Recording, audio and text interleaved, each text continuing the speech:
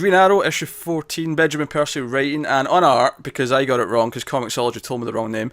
Connor, who's on art? We have Eleonora Carlini, Carlos Rodriguez, and Gus Vasquez. Yeah, so Comixology, you suck for not telling me the right names. Yeah, they got that way off. Yeah. There was a good 5-minute discussion there about this name possibly being wrong, but it's their fault. I'll maintain that. But anyway, I really like this issue of Green Arrow. This picked up from the last one, where of course Oliver was at the football stadium and the assassin, the arrow killer that everyone thinks is Green Arrow, killed a football player. Ollie fell into the field trying to intervene, and well, I mean, you get an angry mob of fans who all want to kill him now, basically. And meanwhile, Black Canary's dressed up as a cop. She's infiltrated the police station, and she's looking at evidence and whatnot. And she's there, and she hears over, the other police are all like scrambling. We need to go to the football stadium. This is Green Arrow's assassinated someone, and she goes with one of the other cops. There's some fun banter with her. She goes with the chief. With the chief.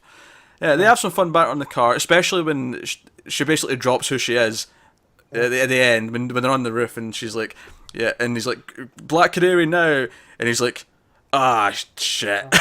Yeah, basically, she'd give her the name Officer Canary. Canary, yeah. I thought her stuff was my favourite of the issue. Her stuff was the fun. Her stuff was the really fun pulpy stuff that was making it like really move and feel energetic. The Ollie stuff looked great. All the action kind of stuff was there, and he's chasing this killer.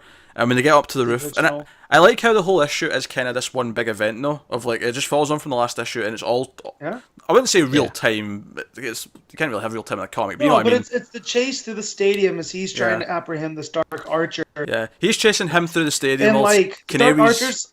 Well, Canary's in the car chasing with the police to get there. Everything's momentum. Everything's moving. You're right. That's kind of thing. What got me is the Dark Archer plucks an arrow from the air and uses it to stab somebody. Yeah, that was badass. Like that's the most Percy's written a lot of cool stuff. That was probably the coolest. That was really in a good cool. long while. Yeah, and then he goes, "Oh, that's another one they'll blame on you." Like that feels really evil. Yeah, that was pretty good. So obviously, as this is all going on, though, some of them are noticing there's another one, and they realise they don't assume that Oliver's innocent anymore, but they do notice there's another Archer, and they're chasing them off, and they ends up on the roof. Police are up there with Canary. Canary helps, and we get a reveal of who this Archer is, who the killer's been this whole time, and he used to be Ra's al Ghul, you know. Yeah, well, not in this continuity. No. It's never happened in the comics, to my knowledge. But I'm making an Arrow joke because he was in the show. Malcolm Merlyn is the killer. Yeah. And so what's cool is that they took Merlin the Magnificent and his ties to the League of Assassins and all of that fun stuff. And then they took the stuff from the show that worked. You know, that he's Tommy's dad and he has a history with Ollie. And Percy made it work cohesively. Unlike trying to force it into show continuity like they have before. Well, I feel like Percy's done a lot better job with it. I mean, like Diggle's been around, and that's kind of fit fine. Yeah, Diggle's felt fine in this run for the most part. Yeah. We had a couple of issues maybe in the first arc where it was cutting to him in another country doing something else, and it felt kind of disconnected. But since they've been together, he's felt fine. And what's cool too is this whole time, always thinking it's Tommy. So when he finally catches the Dark Archer, and turns is like, nope, not my fool of a son. And you're like, oh, it's Malcolm. So he gets away, and like the cops kind of realize now with the captain there that maybe Ollie's not at fault for all of this. He still kind of is. Well, the big thing is that Ollie sacrifices himself. He jumps in front of an arrow to save the police chief. Oh, that's right. That's pretty major. I spaced on that. Yeah, I was thinking that. Yeah. So that's how they basically deduct. Okay, right, fine. He's not been the killer. He's on the up and up. Yeah. I mean, that's all cool and all, but Malcolm does escape by going onto a blimp. Yeah. So he wins the issue. Well, yeah, sure, but we're not at the end of the story yet. This is. No. I'm just saying. But the fact that I never remember his name, the Ollie's nemesis that took over the company. Oh, I can't remember. Broderick. Yeah, Broderick. Sorry that Broderick has reached out to the League of Assassins, and because League of Shadows is the above them. Yeah. So, coming in detective. That's pretty major. So and it's tying them together. I will say the art still looked really good in this one. It wasn't as good as when we have Schmidt or Faria on it, but I still look good. I look good, and I think again they did a good job of kind of emulating as best they could Schmidt's style. It felt like they were still trying to have the same similar kind of lines. To be fair, until I was looking at it now, I didn't realise there was 3 different people on art. Yeah, I didn't realise that either. So that's good. Sometimes you have 2 and it feels jarring when it changes, but I don't know where the changes are because they haven't listed pages for each people like sometimes they do.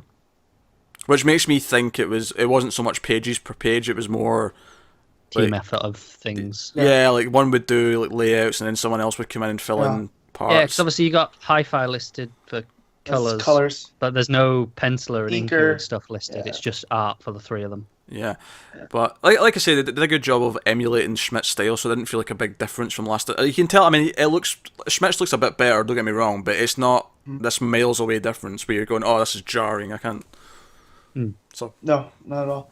Also, I just realized that Percy's writing Teen Titans, and we got stuff going on with the League there, and now he's writing Green Arrow, and there's stuff going on with the League. Maybe there. Emmy might jump ship into the Titans at some point. Which all I've been wanting is her and Damien. Yes. Together. So imagine when Merlin shows up. We've established that Percy loves werewolves and the League. Yes. Now we just need that crossover. Are you thinking? Are you thinking League of Werewolves? I am. The dude from what was his name? Lauron from Supergirl. The Kryptonian werewolf gets out. You can be the leader.